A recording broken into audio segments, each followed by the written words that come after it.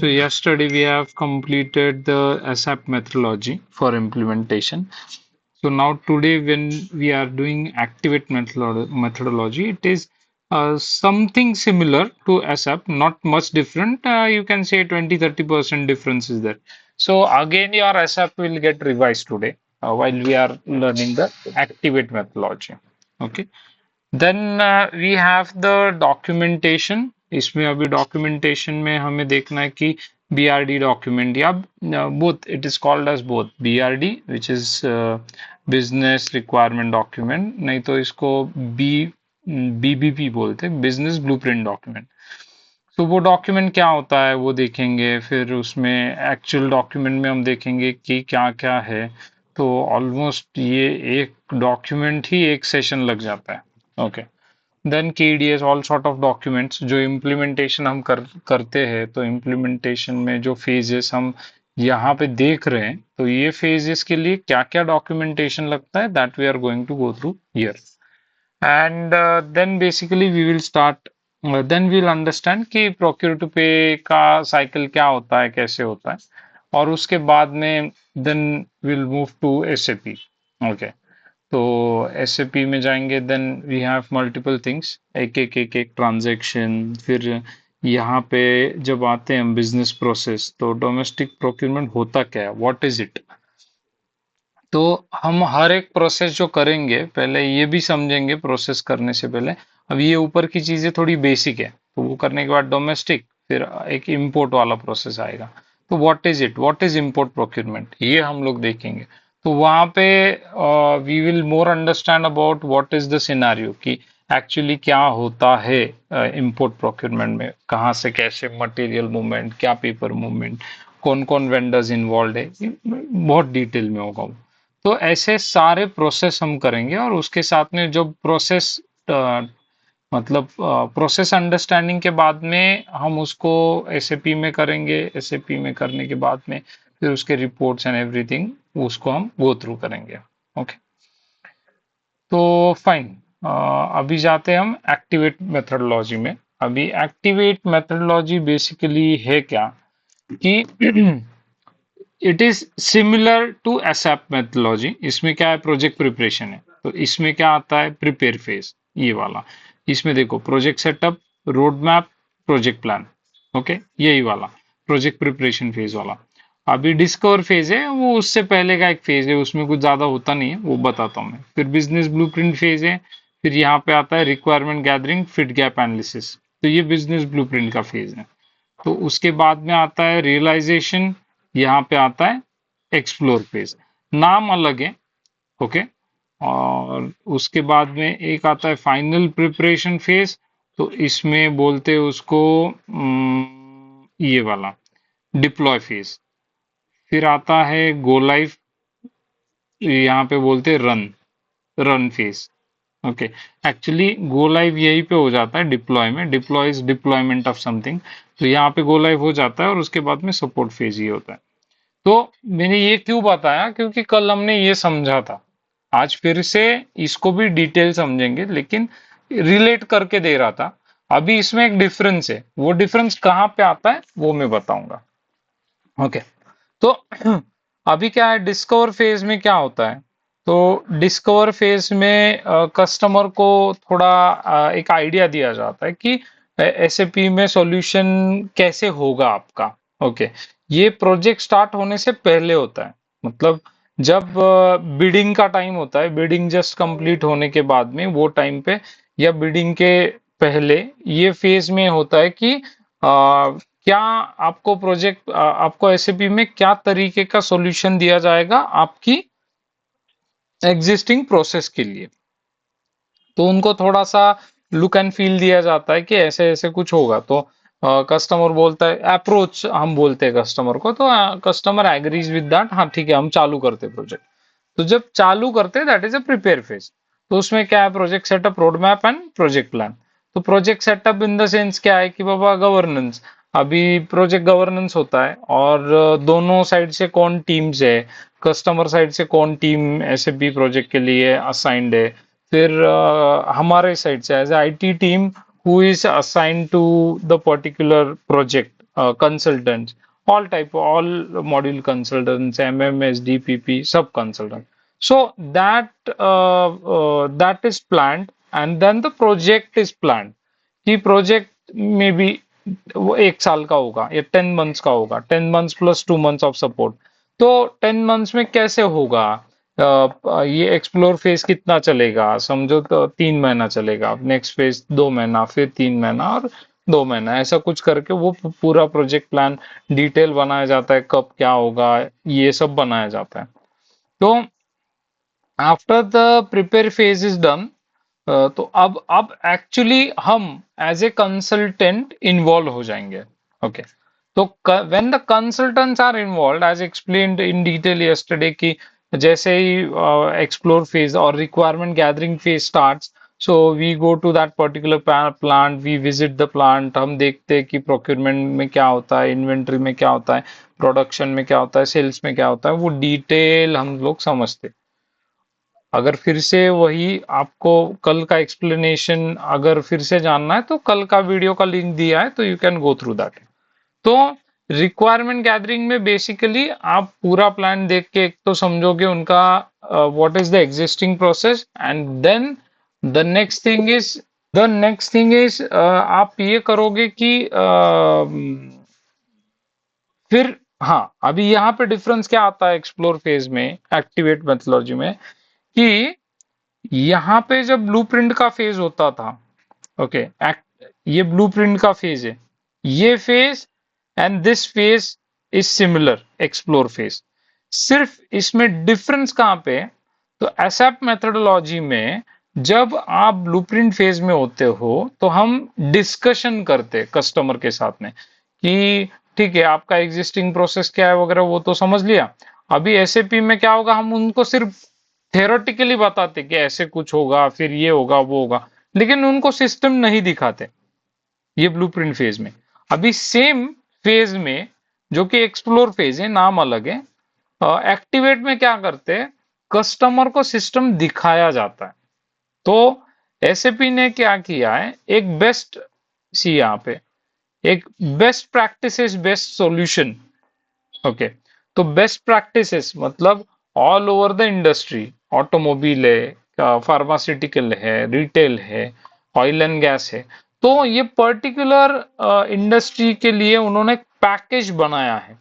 तो वो पैकेज हमारे एसएपी में एक्टिवेट किया जाता है। उसमें क्या होता है, वो पर्टिकुलर इंडस्ट्री के जो स्टैंडर्ड प्रोसेस है, वो सारे उसमें होते हैं, पीआर, पीओ, जीआर, इनवॉइस, सब होता है उसमें, सब कॉन्ट्रैक्टिंग होगा, इंपोर्ट होगा, सारी प्रोसेस उसमें होगी।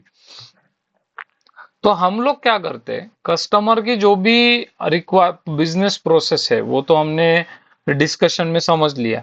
तो अब वो प्रोसेस हम कस्टमर को वो जो बेस्ट प्रैक्टिसेस का सिस्टम है, सॉल्यूशन है, उसमें वो करके दिखाते हैं उनको, और उनको दिखाते हैं सामने कि हाँ, ये देखो, ये ऐसा पीआर बनता है, ऐसा पीओ बनता है, ये सब ऐसे ऐसे बनता है। तो एसएपी में दिखाते हैं। तो इसमें क्या होता है, customer at that time customer बोलता है ये मुझे ऐसा नहीं चाहिए, ऐसा चाहिए, इसमें मुझे ये एडिशन चाहिए, इसमें मुझे ये भी चाहिए, वो भी चाहिए। तो वो 50 चीजें लेके आएगा। तो उसको एक नोट डाउन करते हैं हम लोग कि कस्टमर को एग्जिस्टिंग में क्या चाहिए, और वो नोट डाउन करने के बाद में फिर ये सब मिला के वो ब्लूप्रिंट डॉक्यूमेंट में डालना पड़ता है कि कस्टमर का परचेस रिक्विजिशन, एक्सपेक्टेशंस, ये चाहिए इनको। तो हम लोग वो एक्सपेक्टेशन, अभी उन्होंने एक्चुअल सिस्टम देखा है, तो अब क्या होता है, उनका एक्सपेक्टेशन भी एक्चुअल है। अभी जब हम उनको, इसके बाद में हम क्या करते हैं, रियलाइज फेज में जाते हैं। यहाँ पे ब्लूप्रिंट बनता है, उसका साइन ऑफ लेते हैं, और रियलाइज फेज में, अभी रियलाइज फेज में हम कॉन्फ़िगरेशन डेवलपमेंट करते हैं। तो अभी क्या होता है, कस्टमर को एक्चुअल वो पर्टिकुलर स्क्रीन पे क्या चाहिए वो हमें मालूम है। एसएप मेथोडोलॉजी में क्या होता है, ब्लूप्रिंट फेज में हम उनको सिस्टम नहीं दिखाते, सिर्फ थियोरेटिकल बातें होती है, तो उनको मालूम नहीं होता है कि हमें सिस्टम कैसा मिलेगा, उसमें क्या होगा क्या नहीं होगा। तो वो उनको एसएप मेथोडोलॉजी में पता चलता है रियलाइजेशन फेज के एंड में, जब हम उनको दिखाते हैं सिस्टम कि देखो ऐसा ऐसा आपको मिलने वाला है। फिर वहां पे कस्टमर बोलता है कि नहीं नहीं, मुझे ये ऐसा चाहिए वैसा चाहिए। तो होता क्या है, ऑलमोस्ट रियलाइजेशन फेज खत्म होने आया, तब अगर कस्टमर हमें कुछ चेंज बोलता है या एक्सपेक्टेशन बोलता है, तो जो एक्सपेक्टेड ड्यूरेशन है वो बढ़ जाता है रियलाइजेशन फेज का। एसएप मेथोलॉजी में ये होता ही है, हर प्रोजेक्ट में होता है। एक्टिवेट में क्या होता है, जो कि एक्सप्लोर फेज में रिक्वायरमेंट गैदरिंग के टाइम पे हमने पूरा जान लिया है, बिजनेस ब्लूप्रिंट में ही डाल दिया है कि एक्चुअल एक्सपेक्टेशन क्या है हर स्क्रीन पे, तो उसके हिसाब से हम डायरेक्ट कॉन्फ़िगरेशन और डेवलपमेंट चालू करते। तो जो प्रोडक्ट हम कस्टमर को दिखाते हैं, वो जो प्रोडक्ट होता है ना, वो प्रोडक्ट उनका एक्चुअल, उनको जो सॉल्यूशन चाहिए वो होता है। तो उसमें माइनर चेंजेस तो आने ही वाले। ओके, क्योंकि जब ये फेज में हम उनको जो प्रैक्टिस बेस्ड सॉल्यूशन है, बेस्ट प्रैक्टिस वाला, वो दिखाते, तो क्या होता है ना, एक दो यूजर ही इन्वॉल्व होते हैं। लेकिन जब रियलाइज फेस का सब होने के बाद में हम उनको सिस्टम दिखाते, तो पूरी दुनिया, मतलब सारे लोग आ जाते हैं उसमें। तो एक्सपेक्ट करो मोर 10-20% ऑफ थिंग्स एक्सपेक्टेशन आता है, तो वो फुलफिल करने के लिए एक हफ्ता भी काफी हो जाता है। तो इससे क्या होता है, प्रोजेक्ट का जो टाइमलाइन है वो एक्चुअल टाइमलाइन में ही प्रोजेक्ट खत्म होने में हेल्प होता है। फिर आता है डिप्लॉय फेज। हाँ, अभी आता है कॉन्फ़िगरेशन डेवलपमेंट होने के बाद में यूनिट टेस्टिंग। यूनिट टेस्टिंग दोनों तरफ है, एसएप में भी है, इसमें भी है, यूएटी भी, दोनों में। तो यूनिट टेस्टिंग में क्या होता है कि फर्स्ट ऑफ ऑल मैं मेरा टेस्टिंग करूंगा। मैं एमएम का सारा कॉन्फ़िगरेशन हो गया, सब हो गया, तो मैं मेरा टेस्टिंग करूंगा। टेस्टिंग होने के बाद में एक इंटीग्रेशन टेस्टिंग होता है कि एमएम, पीपी, एसडी, एफआई, सारे जितने मॉड्यूल है वो एक साथ मिलके एक पूरा प्रोसेस रन लेंगे start to end, that is integration testing. और उसके बाद में यूएटी होता है। अभी ये इंटीग्रेशन टेस्टिंग जब होता है ना, वो टाइम पे बिजनेस इन्वॉल्व करते हैं हम लोग, कि बिजनेस को बताते हैं कि देखो ये आपने जो बताया था हमने ऐसे ऐसे बनाया, तो आप बताओ अभी। तो वो टाइम पे कस्टमर हमें बताता है उनको क्या क्या एक्सपेक्टेशन है, 10-20% वो करते, फिर then we go for UAT. UAT में मेजरली क्या जो जो प्रोसेस है वो प्रॉपरली चल रहा है, कैसे चल रहा है, ये हम लोग सारी चीजें देखते हैं। और इसी टाइम पे हम क्या करते हैं कि यूजर्स को हम ट्रेनिंग्स देते हैं कि कैसे करना है, क्या करना है। तो यू एक्सपेक्ट कि सपोज एक एक स्मॉल मीडियम स्केल का कंपनी है, तो you will have 40-50, not 40-50, even 80-100 people आपके सामने बैठेंगे पीआर सीखने के लिए, परचेस रिक्विजिशन सीखने के लिए। You have to train them, either you will train, उसमें भी दो प्रोग्राम्स होते हैं, मतलब यूजुअली ऐसे होता है, ट्रेन द ट्रेनर। मैं जो मेरा काउंटर पार्ट है उसको ट्रेन करूंगा और वो ये सारे 100 लोगों को ट्रेन करेगा। This is the pattern. बहुत बार we have to sit in that training, क्योंकि जिसको हमने सिखाया उसको भी ही इज नॉट एक्सपर्ट, तो उसको सारा नहीं आता है। तो जहां जहां वो अटकेगा, यूजर कुछ पूछेगा उल्टा सुल्टा, तो हम वहां पे आंसर देते हैं। तो एंड इसका मदद होता है लेटर ऑन गो लाइव के बाद में, जो आपका काउंटर पार्ट है ना, तो हर यूजर उसके पास जाता है कि मुझे ये बताओ कैसे गलत हो गया मेरा, ये हो गया। तो आपका आफ्टर गो लाइव लोड कम हो जाता है, और वो उनके बीच में उनका चालू हो जाता है सब। तो this helps them after go live. हमारा जब सपोर्ट 1-2 महीने का है, वो खत्म होने के बाद में उनके पास एक बंदा होता है जो हर प्रॉब्लम का सॉल्यूशन जानता है, that is the counter part जिसको हमने ट्रेन किया। तो ये होने के बाद में फिफ्थ स्टेज होता है डिप्लॉय। अभी डिप्लॉय इट्स सेम प्रिपरेशन। यहाँ पे जो फाइनल प्रिपरेशन है दैट इज डिप्लॉय हियर। तो इसमें क्या होता है, मास्टर डेटा अपलोड। तो जैसे मैंने बोला, vendor master, material master, info records, और दो मास्टर्स है, वो उसका अपलोड। तो अभी सिर्फ हमारा अपलोड नहीं होता, सारे मॉड्यूल का कुछ ना कुछ तो अपलोड होता है। वो सब अपलोड होने के बाद में मीनवाइल यूजर ट्रेनिंग चालू रहते हैं इसके यूजुअली। वो होने के बाद में कटोर एक्टिविटी। कटोर एक्टिविटी मतलब 2-3 दिन प्लांट बंद किया जाता है। जो भी स्टॉक्स है, जो मैंने एसएप में बताया, जो भी स्टॉक्स है उसका काउंटिंग कस्टमर लेता है, और हमने जो फॉर्मेट में मांगा है उस फॉर्मेट में हमें दे देता है। हम लोग क्या करते हैं, वो फॉर्मेट हमारे पास माइग्रेशन कॉकपिट करके एसएपी ने दिया है, तो हम उसमें सारा डेटा वो एक्सेल लोड करते हैं और चढ़ा देते हैं सिस्टम में। इतने जल्दी चढ़ता नहीं वो, it takes a lot of time, lot of validations, बहुत कुछ करना पड़ता है, फिर वो सिस्टम में अपलोड हो जाता है। So and then once that is uploaded as per SAP में भी सेम है, गो लाइव हो जाता है। गो लाइव में यूजुअली एक इनवॉइस फर्स्ट निकालते हैं, तो once that is done go live हो गया। अभी रन फेज है, अभी नाउ सिस्टम इज रनिंग, तो रन फेज में सपोर्ट है, तो हम लोग सपोर्ट देते हैं। सपोर्ट 2-3 महीने का सपोर्ट होता है, दैट्स इट। तो मेजर डिफरेंस एसएप में और दूसरी चीज है कि एक्टिवेट मेथोडोलॉजी में क्या है, तो वो है ये बिजनेस ब्लूप्रिंटिंग का जो फेज है ना, ये फेज में दो इसमें उनको सिस्टम नहीं दिखाया जाता है। और एक्टिवेट मेथोडोलॉजी में जो बिजनेस ब्लूप्रिंटिंग का या रिक्वायरमेंट गैदरिंग का फेज है, इसमें हम उनको एसएपी का स्टैंडर्ड बेस्ट प्रैक्टिस का एक सिस्टम दिखाते हैं। इससे हमारा प्रोजेक्ट टाइमलाइन कम हो जाता है। सो many like everyone is using both the मतलब एक प्रोजेक्ट में कभी एसएप होगा, किसी प्रोजेक्ट में कभी एक्टिवेट होगा, तो दोनों तरीके से अभी मार्केट में प्रोजेक्ट चलते। तो इट इज नॉट लाइक कि यही करना है या यही करना है, तो दोनों तरीके से चलते हैं, ऐसा है। तो यहाँ तक कुछ क्वेरी नाउ। आज आज से मैं थोड़ा हिंदी इंग्लिश दोनों में चल रहा हूँ। हिंदी में मतलब मेरे लिए भी थोड़ा यूजुअल नहीं है, लेकिन दोनों में चलेगा अपना कन्वर्सेशन कम्युनिकेशन। ठीक है, बोलो अभी इसमें किसी को कुछ डाउट है या समझ में नहीं आया, तो फ्रैंकली बोलो, अपन डिटेल डिस्कस। ये क्या होता है ना, ये मेथडोलॉजी है प्रोजेक्ट इम्प्लीमेंटेशन का, ये किसी एक मॉड्यूल का नहीं है। तो जो भी मेथडोलॉजी यूज करेंगे सारे मॉड्यूल्स यूज करेंगे, ओके, दोनों में से जो भी है। तो एक्चुअली ये प्रोजेक्ट लेवल पे डिसाइड होता है कि हम इस मेथड से करेंगे, तो सारे कंसल्टेंट्स उसी को फॉलो करते हैं, ओके। अभी हम लोगों का जो व्यू है ना, वो एमएम की तरफ है। लेकिन इफ यू सी, अभी इसमें जो प्रिपेयर प्रिपेयर छोड़ दो, इसमें कुछ नहीं होता है, गवर्नेंस वगैरह है। एक्सप्लोर फेज में जो रिक्वायरमेंट गैदरिंग होता है, तो हम एमएम का करेंगे।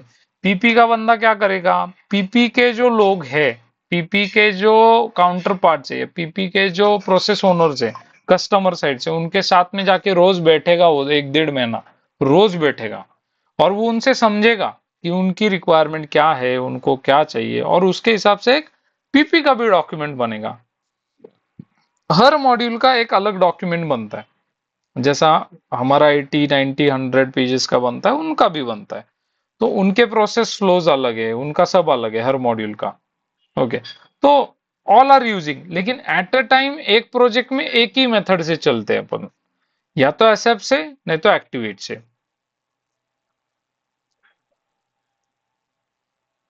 और कुछ query?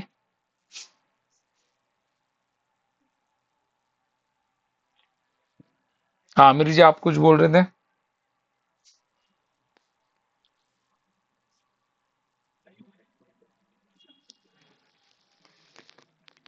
Okay okay, great great great. और किसी का कुछ question? This is very basic.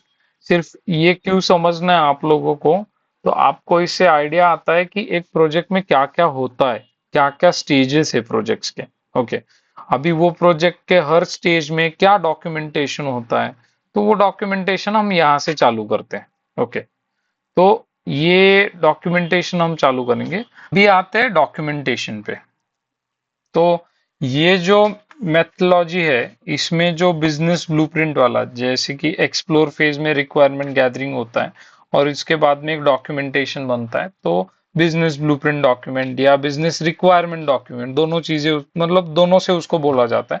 तो वो डॉक्यूमेंट, और एसएप में भी जो बिजनेस ब्लूप्रिंट है, यहाँ पे तो डायरेक्ट दिया है, तो यहाँ पे जो डॉक्यूमेंट बनता है, वो डॉक्यूमेंट क्या होता है, तो उस डॉक्यूमेंट में आपका as is and to be, ऐसे समझो। एज इज मतलब क्या, आज वो कंपनी जो प्रोसेस फॉलो करती है, दैट इज एज इज। और टू बी इज जो उनके लिए हम बनाने वाले, दैट इज टू बी। तो ये दोनों चीजें वो डॉक्यूमेंट में हम कवर करते हैं। ये क्यों कवर करते हैं, तो कस्टमर का ये होता है कि हमारे लिए भी सेफर साइड है वो, और कस्टमर के लिए भी सेफर साइड है। वो कैसे है? तो लेटर ऑन जब कॉन्फ़िगरेशंस होते हैं, नहीं तो बिजनेस प्रोसेस का सब मतलब दिखाते हैं हम उन लोगों को, तब क्या होता है कि मे बी कस्टमर को ऐसे लगेगा यार मैंने इसको ये प्रोसेस बताया था लेकिन ये समझ नहीं पाया वो प्रोसेस को। ओके, तो ये तो बहुत टाइम के बाद कस्टमर को समझ में आएगा। हमने कॉन्फ़िगरेशन वगैरह सब करने के बाद में कस्टमर को हम दिखाएंगे, तब कस्टमर बोलेगा अरे आपने तो गलत समझा है प्रोसेस को। तो इसलिए हम लोग क्या करते हैं, बिजनेस ब्लूप्रिंट डॉक्यूमेंट में एज इज डाल देते हैं। मतलब कस्टमर ने जो आपको बताया है वो आपको उसमें लिखना है। अभी कस्टमर वो भी पढ़ेगा कि क्या इसको समझा है। तो कस्टमर बोलेगा ओके, अंडरस्टैंडिंग इज ओके। तो अभी ये बाद में जो होने वाला था मिसअंडरस्टैंडिंग का कंसेप्ट, वो हुआ नहीं। अभी सेम पेज पे हम लोग, और हम लोग उनको टू बी लिख के देते कि ये जो आपका एज इज है उसको टू बी में कैसे हम एसएपी में कैसे होगा। और वो फिर कुछ बोलते हैं कि ये प्रॉब्लम है वो प्रॉब्लम है, वो भी हम टू बी में कवर कर लेते हैं और उनको बताते हैं आपका टू बी ऐसे होगा। तो अभी क्या होता है कि लेटर ऑन कस्टमर का अप्रोच ये होता है कि कस्टमर सिर्फ देखता है कि जो टू बी में लिखा गया है वो सेम चीजें मुझे मिल रही है क्या, ये कस्टमर देखता है। ओके, अभी ऑब्वियसली एकदम 100% ऐसा कभी होता नहीं है। कस्टमर कस्टमर ने जो बोला हमने डॉक्यूमेंट में डाला है, लेकिन कस्टमर उससे ऊपर जाके भी कुछ बोलता है तो वो हम करते, कुछ हार्ड लॉक नहीं होता है। लेकिन दैट इज माइनर थिंग, 10-15% का होता है वो भी गुडविल पे ही होता है सब काम। ओके, एकदम स्ट्रिक्ट अगर पकड़ना है तो वो भी पकड़ते कुछ लोग कि नहीं ये ऐसे ही है अभी, तो वो थोड़ा यूजुअली कम होता है। तो नाउ ये तो पढ़ लेना आप लोग, इसमें कुछ मैं जो बोला हूँ वही सब कुछ है, जस्ट रिटर्न फॉर्मेट में। ओके, अभी ये है डॉक्यूमेंट। ठीक है, अभी ये तो प्रोजेक्ट का फर्स्ट पेज, क्या कौन कैसे, कि प्रोजेक्ट का नाम क्या है वगैरह वगैरह यहाँ पे डालते हैं। फिर ये project manager sign off, program manager sign off, जो भी लोग साइन ऑफ करेंगे वो यहाँ पे डालेंगे। ये कंटेंट है, कंटेंट में क्या होता है, तो इट्स अ इंडेक्स बेसिकली, हर बुक का एक इंडेक्स होता है, तो this is the index of our BRD document. तो उसको समझ में आता है उनको, जो भी पढ़ रहा है तो कहाँ पे जाना, he can go directly on that page. अभी इंट्रोडक्शन, ये तो एकदम जेनेरिक चीजें होती है। फिर एब्रिविएशंस की, एसएपी का क्या मतलब है जो मैं नीचे यूज करूंगा, एसएपी का मतलब है system applications and product in data processing. फिर एफआईसीओ का क्या है, एसडी का क्या है, एमएम का क्या है, ताकि जो लोग समझो अगर किसी ऐसे पर्सन ने उठा लिया, अभी देखो सीएफओ सीईओ वो लोग इसमें इन्वॉल्व नहीं होते। ओके, डायरेक्टर्स कभी होते कभी नहीं होते, वो डिपेंड्स ऑन कंपनी का साइज कैसे क्या, लेकिन अप्रूवल के लिए उनके पास जाता ही है। तो जब अप्रूवल के लिए जाता है तो maybe he is more interested कि actually what is happening, project exactly क्या मिलने वाला है। तो वो हर चीज पढ़ना चाहेगा। फिर वो नीचे जाके उनको दिखेगा केडीएस कहीं पे लिखा हुआ, तो बोलेगा व्हाट इज केडीएस। तो इसलिए एब्रिविएशंस ऑलरेडी ऊपर दिए। ये ऑर्गेनाइजेशन स्ट्रक्चर ये जेनेरिक है, क्लाइंट कंपनी कोड ये सब क्या क्या होता है वो, we are going to learn this in enterprise structure. अभी थोड़ा डॉक्यूमेंट समझते हैं। ओके, और उसके अंदर क्या है वो हम जब करेंगे फिर से डॉक्यूमेंट में आके देखेंगे, वो चलता रहेगा हमारा। डॉक्यूमेंट को रेफरेंस लेके ही हम हर चीज जहाँ जब भी सीखेंगे मैं ये दिखाऊंगा, देखो इसमें यहाँ पे है ये लिखा हुआ, तो आपको पता चलेगा कि आपने किया क्या है और वो डॉक्यूमेंट में लिखा कैसे गया है। ओके, तो आप जब करोगे that time it will be easy for you जब इम्प्लीमेंटेशन करोगे। अभी plant purchasing organisation, storage location, purchasing group, ये सब एसएपी टर्म्स है। इसका हर एक का एक अलग मीनिंग है, वो अंदर जाने के बाद आपको मतलब आगे जाने के बाद बताऊंगा मैं। कंपनी कोड, तो अभी कितने कंपनीज है, 4।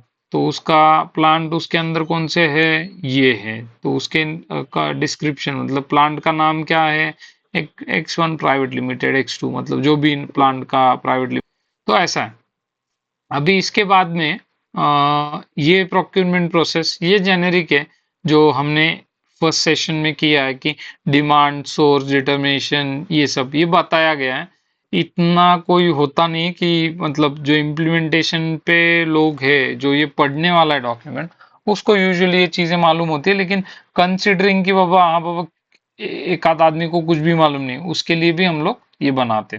Then we move to master data. अभी मास्टर डेटा में क्या होता है, मटेरियल मास्टर है।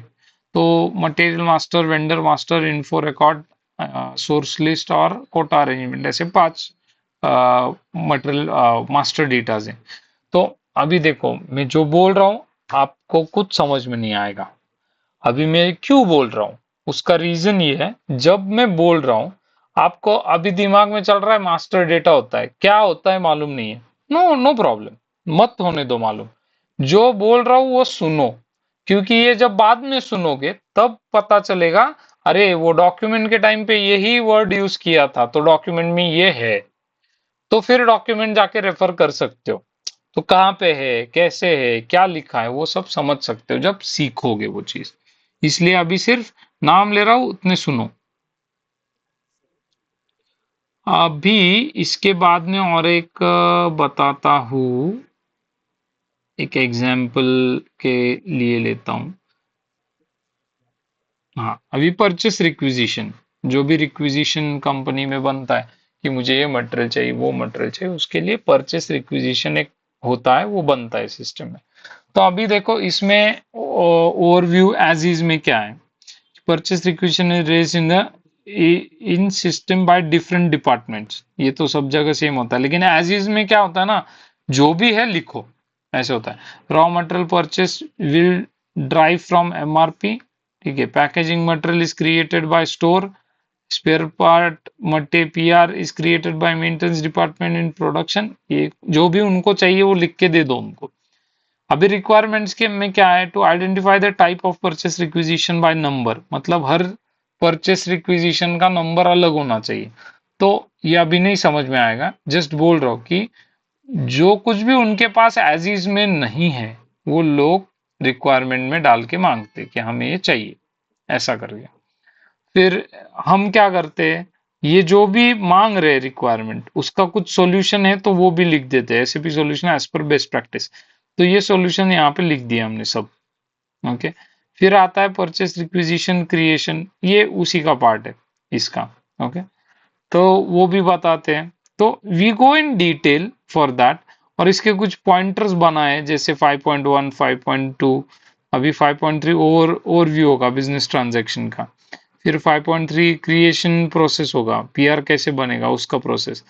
फिर यहाँ पे fit cap, if any gaps, उनका कुछ एक्सपेक्टेशन है लेकिन एसएपी फुलफिल नहीं कर पा रहा है, वो टाइम पे हमें कोडिंग करना पड़ता है किसी और टीम को। We don't code anything, as I told you कि एमएम वालों को कोड करने की कोई जरूरत नहीं। तो ये जो गैप है, जो अगर यहाँ पे कुछ मेंशन्ड है हम ही मेंशन करने वाले, तो उसके लिए फिर राइसेफ में हमें देना पड़ता है कि क्या कैसे उसको फुलफिल किया जाएगा, ये होता है। और एक थोड़ा प्रोसेस ओरिएंटेड जो मैंने कल लिया था वैसे एक लेता हूँ। ये सब करने वाले, ये डॉक्यूमेंट में जितना है हम सब कुछ करने वाले। ये 71 पेजेस का है, शायद 81 पेजेस का डॉक्यूमेंट। ओके। हाँ, डोमेस्टिक प्रोक्यूरमेंट, ये देखो अभी डोमेस्टिक प्रोक्यूरमेंट का पूरा प्रोसेस है उसका एज इज। फिर उसका रिक्वायरमेंट जो एससीपी उनके तरफ से और एससीपी का सॉल्यूशन भी उसके सामने एज पर बेस्ट प्रैक्टिस। फिर प्रोसेस मैप, फ्लो चार्ट है। ये फ्लो चार्ट है कि पहले स्टार्ट होगा, start is nothing, purchase requisition create होगा, अप्रूव हुआ, अप्रूव हुआ तो कॉन्ट्रैक्ट को जाएगा, कॉन्ट्रैक्ट है तो यहाँ से नीचे पीओ बनेगा, कॉन्ट्रैक्ट नहीं है तो आरएफक्यू बनेगा। पीओ बनने के बाद में अप्रूवल के लिए जाएगा, रिजेक्ट हुआ तो कैंसिल, यस हुआ तो गुड्स रिसीट, उसके बाद इनवॉइस, इनवॉइस से पहले गुड्स रिसीट के बाद में क्वालिटी इंस्पेक्शन, इनवॉइस हुआ, एंड प्रोसेस खत्म, पूरा प्रोसेस हो गया। ओके। अभी इसके सामने यहाँ पे ट्रांजेक्शन्स लिखे कि अभी ट्रांजेक्शन क्या होता है वो थोड़े परसों के लेक्चर में आपको पता चलेगा। ये एसएपी में होता है ट्रांजैक्शन। ME51K मतलब परचेस रिक्विजिशन, ME54K मतलब अप्रूवल, ऐसे तो ये ट्रांजेक्शन होते हैं। तो प्रोसेस फ्लो होने के बाद में उसी प्रोसेस को स्टेप्स में डिस्क्राइब करते हैं कि कैसे ऊपर जो दिया गया है वो नीचे कैसे मतलब लिख के दिया जाता है। फिर गैप्स अगर कुछ है तो वो यहाँ पे लिखे जाते हैं। फिर है कि हम इसमें लिखते हैं कि पीओ अभी डोमेस्टिक प्रोक्यूरमेंट के रिलेटेड क्या रिपोर्ट्स है एसएपी में, तो वो सारे रिपोर्ट्स के कोड्स और उनका डिस्क्रिप्शन यहाँ पे लिखा जाता है। कोड जैसे क्यों है, क्या है, ये समझ में नहीं आ रहा है हम लोगों को, डोंट वरी, मत समझने दो। सिर्फ ट्रांजैक्शन कोड होता है, उसको टी कोड भी बोलते हैं। वो ऐसे कुछ 4 डिजिट का होता है, कभी कभी ज्यादा डिजिट का भी होता है। इतना समझो। वो डालने के बाद में ये पर्टिकुलर डिस्क्रिप्शन का कुछ स्क्रीन खुलता है। ये हम देखेंगे परसों के लेक्चर में। फिर राइसेफ होता है। राइसेफ मतलब जो भी गैप में अभी the gap for purchase, RFQ and purchase order is already mentioned in the respective topics. ठीक है, वो अलग लिखा है मैंने। लेकिन ये राइसेफ होता है। राइसेफ मतलब क्या होता है कि अगर एसएपी का जो स्ट्रक्चर है, एसएपी का जो प्लेटफॉर्म एसएपी ने कोड करके, एसएपी ने बना के गए 50 साल से वो लोग जो बना रहे, उसमें अगर कस्टमर का एक रिक्वायरमेंट फुलफिल नहीं होता है तो उसको हमें बनाना पड़ेगा। तो वो बनाने के लिए हमें कोड मतलब एबैप टीम वाले एक बंदे को वो कोड करना पड़ेगा। अभी यूजुअल चीजें जो हर कंपनी में हमें कोडिंग से करनी ही पड़ती है, हमें इन द सेंस एबैप टीम को, हम कोडिंग नहीं करते, वो है परचेस ऑर्डर का प्रिंट आउट जो होता है ना। वो जो प्रिंट आउट है उसका जो स्ट्रक्चर है, उसमें जो डेटा आना है, वो सब हमें हर क्लाइंट का फॉर्मेट अलग होता है। अगर कुछ क्लाइंट्स ऐसे होते हैं कि आप आपने अभी तक जो किए हैं उसमें से एक फॉर्मेट दिखा दो, तो वो फॉर्मेट हम उनको दिखाते, वो अगर बोले हाँ ओके तो हम किसी और क्लाइंट का कॉपी करके इनको दे देते। लेकिन ऐसा कभी होता नहीं है, हर क्लाइंट बोलता है कि हमें हमारा ही चाहिए। या अगर आपकी कहीं से कॉपी करके लाओगे तो भी वो बोलेगा कि इसमें ये चेंज करो, वो चेंज करो। तो उससे better changes are never recommended, क्योंकि उसमें ज्यादा टाइम जाता है। बेटर स्क्रैच से चालू करो, खत्म हो जाता है। तो ये होता है forms. Forms in the sense print out. Work flow वगैरह बाद में डिस्कस करते हैं, आएगा, उसका बड़ा सब्जेक्ट है वो। फिर कॉन्फ़िगरेशन रिलेटेड केडीएस कुछ है क्या, वो भी अभी नेक्स्ट डॉक्यूमेंट हम लोग देखने वाले, केडीएस क्या होता है वो। केडीएस फिर कटओवर एक्टिविटी में कुछ करना है क्या। कटओवर मीन्स जब गो लाइव करना है तब क्या होता है यूजुअली, जो भी ओपन परचेस ऑर्डर्स होते हैं वो सिस्टम में अपलोड करने होते हैं। तो जैसे हमने स्टॉक अपलोड किया वैसे ओपन परचेस ऑर्डर भी अपलोड करने पड़ते हैं। पुरानी जो सिस्टम थी उसमें obviously an number of PO निकाले। अभी हर पीओ का मटेरियल थोड़ी आएगा जब हम गो लाइव कर रहे हैं, तो पीओ तो ओपन रहेंगे, वो क्लोज नहीं हुए। तो वो पीओस को हमें अभी वो पुराना सिस्टम तो क्लोज करना है, खत्म। तो वो पीओ का डेटा निकाल के एक हम देंगे, वो शीट में कस्टमर हमें भर के देगा। वो एक्सेल शीट को लेके हम सिस्टम में अपलोड करेंगे, प्रोडक्शन नई एसएपी सिस्टम में वो अपलोड करेंगे। और कस्टमर उसी नंबर को लेके आगे चलेगा, जीआरएन करेगा ऐसे।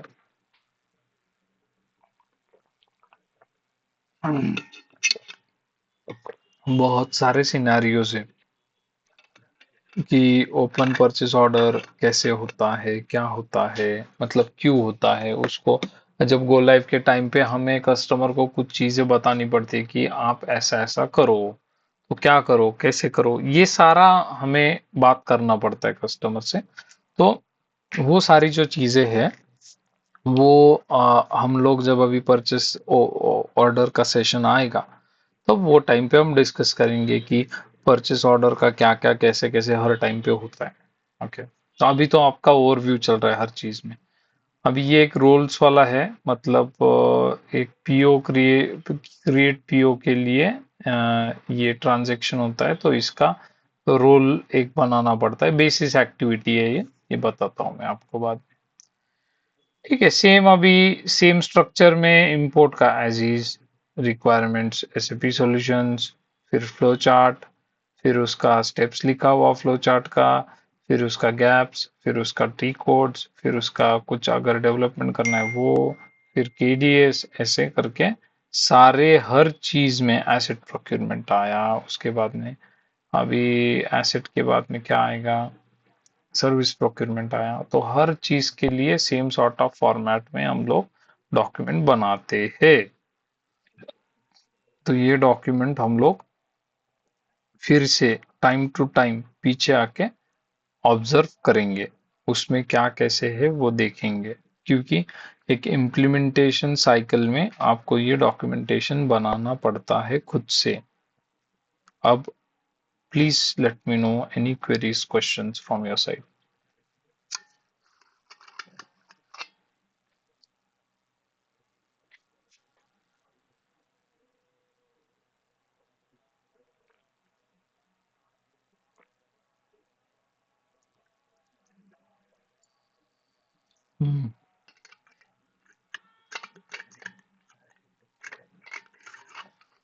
अभी एकदम खुले दिमाग से, खुले मन से पूछो, पूछना है तो।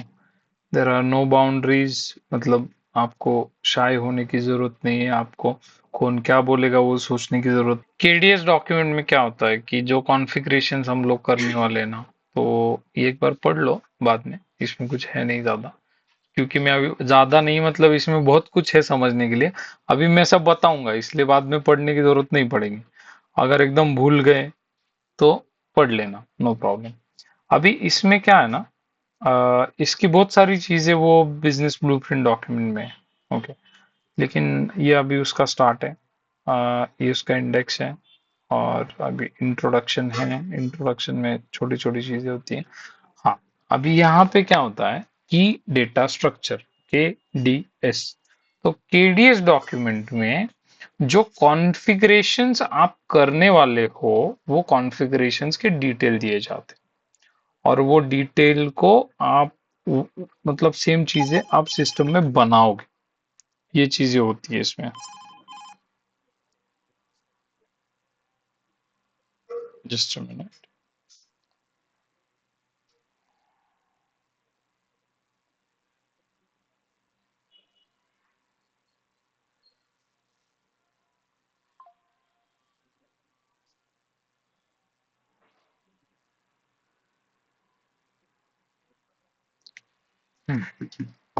तो अब इसमें क्या होता है कि इसमें एक्चुअल हर प्लांट का, हर कंपनी कोड का एड्रेस वगैरह, एक्चुअल एड्रेस जो परफेक्टली सिस्टम में आना चाहिए, वो एकदम एग्जैक्ट वही चीजें इसमें डाली जाती है। तो कंपनी कोड, ये कंपनी कोड में ये एक प्लांट है, उसका प्लांट का नाम ये है, प्लांट डिस्क्रिप्शन, मतलब उसका एड्रेस यहाँ पे है। ओके, अभी मैंने उन मतलब थोड़ा मैंने जब बनाया डॉक्यूमेंट तो मैंने थोड़ा थोड़ा डाल दिया कुछ। ओके, तो यहाँ पे डिस्क्रिप्शन में होगा कुछ, समझो टाटा मोटर्स प्राइवेट लिमिटेड ऐसे हो, पुणे ब्रांच तो पुणे होगा, Tata Motors private limited Gujarat ऐसे कुछ होगा। तो that you have to maintain here, ये कस्टमर से लेना है सब कुछ, और इसमें डाल के कस्टमर को वापस देना है एक डॉक्यूमेंट कि इसको साइन करो, यही बनेगा सिस्टम में। फिर होता है स्टोरेज लोकेशन। अभी स्टोरेज लोकेशन क्या होता है, तो एक 1200 प्लांट है मेरा, तो 1200 प्लांट में ना मेरा रॉ मटेरियल है। तो रॉ मटेरियल के लिए मेरे पास मल्टीपल साइलोज है या स्टोरेज लोकेशन है, तो उसको मैं एक आइडेंटिफिकेशन नंबर दूंगा। अभी इसमें ये देखो 1 2 लिखा है ना, ये नहीं होता है, यूजुअली यहाँ पे जेड होता है। तो एसएपी में क्या है, जब भी आप कुछ बनाओगे तो उसका इनिशियल जेड होगा, ओके। उसका इनिशियल जेड से स्टार्ट होना है, तो यहाँ पे 2 की जगह जेड होगा, 1 की जगह जेड होगा, ऐसे। नेक्स्ट, अभी ये देखो कितने रॉ मटेरियल प्रोडक्शन, तो उसमें भी है स्टोरेज लोकेशंस। ये फर्स्ट वाला कॉलम प्लांट का है, फिर फिनिश गुड्स का स्टोरेज लोकेशन, स्पेयर पार्ट का स्टोरेज लोकेशन, मतलब जितने भी लोकेशंस है जहाँ पे आप मटेरियल रखते हो, हर एक लोकेशन को हम अलग से आइडेंटिफाई करते हैं सिस्टम में। बिकॉज जब ऐसे होगा कि बाबा अरे वो मुझे स्पेयर पार्ट चाहिए, तो सिस्टम में जाके देखेंगे मटेरियल कोड डाल के कि कहाँ पे, तो वहां पे देखेगा SP1 में, तो जाओ SP1 से लेके आओ। तो एक लोकेशन होता है, समझो 50 मीटर दूर है, 5 मीटर दूर है, 10 मीटर दूर है एक दूसरे से, और वहां पे मटेरियल रखा है। तो अगर वहां पे जाके अगर आपको लोकेशन ही मालूम नहीं मेरा मटेरियल कहाँ पे है, तो वहां पे जाके ढूंढोगे तो बहुत टाइम लगेगा। यहाँ पे पता चलता है सिस्टम में कि हाँ मेरा मटेरियल जीआर होके इस लोकेशन में पड़ा है, जाओ वहां से लेके आओ, ऐसे हम किसी को बोल सकते हैं। तो same it works for all the materials, scrap भी है, कंज्यूमेबल, लुब्रिकेंट, हर प्लांट के लिए अलग होता है। अभी 1300 प्लांट के लिए फिर से raw material production, finish goods, spare part, packaging material, ये सब होता है। ओके, फिर होता है परचेसिंग ऑर्गेनाइजेशन, उसका भी डिटेल लिया जाता है। That will understand in enterprise structure. वहां पे सब एकदम क्रिस्टल क्लियर क्लियर समझ में आएगा, अरे ये क्या है, ये इस डॉक्यूमेंट में क्यों लेना पड़ता है, why it is so important. फिर परचेसिंग ग्रुप होता है। फिर आता है मास्टर डेटा, ये मटेरियल टाइप करके अभी देखो, मटेरियल के टाइप्स होते हैं, मेरा रॉ मटेरियल है, मेरा फिनिश गुड्स है, तो हर चीज अलग है एक दूसरे से। मेरा स्क्रैप है जो खराब हो गया, मेरा पैकिंग का मटेरियल है, मेरा स्पेयर पार्ट्स है। तो सिस्टम में हम इसको डिफरेंट कैटेगरी बनाएंगे। तो ये कैटेगरी को R O H, raw material, H A L B, semi finished, F E R T, finish good. अब ये आर ओ एच क्या है, एच ए एल बी क्या है, ये सब जर्मन है। S A P is basically from Germany. तो एसएपी के जो ये शॉर्ट फॉर्म्स, शॉर्टकट्स जो उन्होंने बनाए, तो जर्मन लैंग्वेज को लेके उन्होंने स्टार्ट किया है, तो हम वही फॉलो करते हैं अभी। अभी यहाँ पे ZSCR दिख रहा है, ये जिसके सामने जेड नहीं है, ये सब एसएपी ने स्टैंडर्ड बना के दिए, आपको कुछ भी नहीं करना, सिर्फ लेके यूज करने। कभी कभी कुछ रिक्वायरमेंट ऐसी आती है कि हमें अपना बनाना पड़ता है, तो उसके सामने हम जेड लगाते हैं। जब भी कॉन्फ़िगरेशन करते हैं तो ZSCR। तो क्या होता है, जब भी अभी मैं समझो छोड़ के चला गया, दूसरा कोई कंसल्टेंट आया, तो उसको समझ में आता है कि अरे जेड है क्या, तो ये बनाया हुआ है। ओके, तो वो उसको समझ में आता है। फिर मटेरियल ग्रुप्स है, वैल्यूएशन क्लास, ये आएंगे, ये जरा बड़ा सब्जेक्ट है। फिर बिजनेस पार्टनर, उसमें अकाउंट ग्रुप होता है, इन्फो रिकॉर्ड, रिलीज स्ट्रैटेजी। फिर परचेस रिक्विजिशन के डॉक्यूमेंट टाइप्स होते हैं। सिर्फ अभी तो इतना ही समझो, ऐसा परचेस रिक्विजिशन में डॉक्यूमेंट टाइप होते हैं ऐसा कुछ, तो वो जब करेंगे ना तो एकदम आपको समझ में आ जाएगा। It's a overview for you. फिर ये परचेस ऑर्डर के डॉक्यूमेंट टाइप्स है। फिर प्राइसिंग प्रोसीजर, ये बहुत ही इंपॉर्टेंट सब्जेक्ट है, प्राइसिंग प्रोसीजर। इसका लेक्चर हमारा 2 दिन चलेगा। ओके, एक दिन डेढ़ डेढ़ घंटा, दूसरे दिन आधा एक घंटा, ऐसा चलेगा। Okay, very important subject, interview इसी पे होता है। गुड्स रिसिप्ट ये छोड़ दो, ये कुछ नहीं। तो ये हो गया अपना केडीएस डॉक्यूमेंट। तो इसमें जो चीजें क्लाइंट ने साइन करके दी है, वही हम कॉन्फ़िगरेशन के टाइम पे बनाएंगे। तो क्लाइंट को हम ब्लॉक कर देते हैं, जैसे हमने कल डिस्कस किया कि कंपनी कोड और प्लांट बनाने के बाद में 10 दिन बाद हमारा बाग सब टीम काम कर रहा है, और 10 दिन बाद आके कस्टमर बोलता है अरे वो 1100 नहीं लेना था, वो 1110, मतलब 1110 लेना था। तो that is not possible now. अगर पॉसिबल करना है तो 10 दिन का काम स्क्रैप करना पड़ेगा और हर काम वापस करना पड़ेगा, जो हमने कल डिस्कस किया कि ऐसे होता है। इतना ही डिस्कस कल भी किया था हमने। तो इसीलिए ये डॉक्यूमेंट बहुत इंपॉर्टेंट हो जाता है कि रिवर्क ना आए, कस्टमर का और हमारा अंडरस्टैंडिंग अलग ना हो, सेम अंडरस्टैंडिंग होना चाहिए। कस्टमर भी बोलेगा 1100 क्यों लिया, क्या लिया, तो वो भी सोचेगा हमें नहीं, ये नहीं चाहिए, वो चाहिए, while that before doing the sign off for this document. एक बार ये साइन ऑफ हो गया तो हम चालू करते कॉन्फ़िगरेशंस। अभी कॉन्फ़िगरेशन क्या होता है, डेवलपमेंट क्या होता है, ये दोनों वर्ड्स ऐसे अलग क्यों है, इसमें क्या डिफरेंस है, ये सब समझेंगे आगे आगे। ओके, ये सब ओवरव्यू चल रहा है। ये प्रोजेक्ट चल रहा है, प्रोजेक्ट का ओवरव्यू चल रहा है, अभी प्रोजेक्ट में क्या क्या होता है। अभी नीचे जाने के बाद में सब आएगा लिस्ट में। फिर आता है एंड यूजर मैनुअल। तो अभी एंड यूजर मैनुअल क्या होता है, ये तो सब पढ़ लो बाद में जब टाइम मिले, क्योंकि वो मैं समझा दे रहा हूँ। एंड यूजर मैनुअल में क्या होता है, ये बेसिकली आफ्टर गो लाइव जब एंड यूजर्स काम करना चालू करते हैं, तो उनको बेसिकली हर चीज सामने, अगर एक डॉक्यूमेंट को रेफर करके बना रहे सिस्टम में तो इजी हो जाएगा। नहीं तो क्या करेंगे, फोन करेंगे, हेलो ऋषिकेश, वो यार मुझे बताओ ना कैसे करना है, तो हम लोग कहाँ भागते जाएंगे, it is not possible. So better give them a document और प्रैक्टिस भी करवाओ before go live so that they are easy to do things. अगर भूल जाए तो डॉक्यूमेंट में देखो ये सब। तो अभी ये उसका इंडेक्स है, आई विल गो डाउन। हम आगे आगे जाने के बाद में ना काफी स्लो डाउन हो जाएंगे, मतलब हर चीजें में एकदम स्लोली समझाऊंगा। ओके, अभी क्या ओवरव्यू है, सिर्फ देखना है और वर्ड सुनने हैं आप लोगों को, ज्यादा नहीं समझे तो भी चलता है अभी। तो परचेस रिक्विजिशन ये एक पाथ है जिससे जा सकते हैं, दूसरा डायरेक्ट ट्रांजैक्शन डाल सकते हैं। तो ट्रांजैक्शन यहाँ पे डालना पड़ता है, ये कल भी शायद मैंने बोला था, ये डॉक्यूमेंट दिखा था। फिर ये स्क्रीन खुलेगा, फिर ये स्क्रीन के बाद में इसमें डॉक्यूमेंट टाइप हेडर ये सब यहाँ पे है। तो इसका इंपॉर्टेंस बताया, उसका क्या मैंडेटरी है, क्या रिक्वायर्ड है, क्या ऑप्शनल है, उसको लिखा है ये ऑप्शनल है ये रिक्वायर्ड है ऐसे। ये सेकंड स्क्रीनशॉट है डॉक्यूमेंट टाइप सिलेक्शन का। तो अभी जब आप ये लोग पढ़ोगे ना ये सारी चीजें, तो आपको ये सारे स्क्रीनशॉट और क्या क्या लिखा ना एकदम मैं फटाफट समझ में आ जाएगा। मतलब मैं एंड यूजर पर्सपेक्टिव से बोल रहा हूँ, एंड यूजर जब आके एक बार प्रैक्टिस, मतलब बिफोर गो लाइव प्रैक्टिस के टाइम पे एक बार पीआर बनाता है ना, तो उसको सब समझ जाता है। हाँ ये पूछता है वो हर चीज, ये क्या है वो क्या है, इसका इम्पैक्ट क्या है वगैरह सब पूछेगा। लेकिन जब आफ्टर गो लाइव उसको ये डॉक्यूमेंट दे दोगे तो वो समझ जाएगा, हाँ ओके ओके सर ये लेना था क्या, done. That easiness comes to their routine. तो यहाँ पे है अभी मटेरियल डालना है, क्वांटिटी डालना है, ये सब प्लान डालना है, ये सब हो गया। फिर ये डालने के बाद में वैल्यूएशन डालना है, फिर इसको सेव करना है। सेव करने के बाद में आपका पीआर नंबर जनरेट होगा, पीआर नंबर जनरेट हो गया। तो ये डॉक्यूमेंट उनके लिए हुआ एंड यूजर्स ऐसा। अभी बताओ कुछ यहाँ तक इशू प्रॉब्लम? ओके।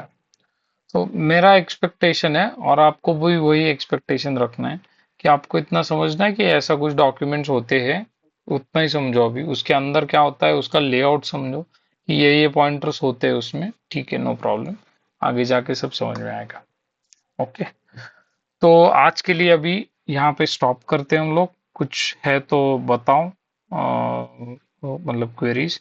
तो कल ये फंक्शन स्पेसिफिकेशन का डॉक ये एकदम छोटा वाला है ये करेंगे, और इसके बाद में हम आगे का चालू करेंगे। मोस्ट प्रोबेबली कल के सेशन में हम एसएपी का थोड़ा देखना चालू करेंगे कि एसएपी एसएपी के बेसिक्स हो जाएंगे, लॉगिन कैसे करना है, स्क्रीन पे क्या कैसे होता है, वो सब बेसिक्स कल होंगे।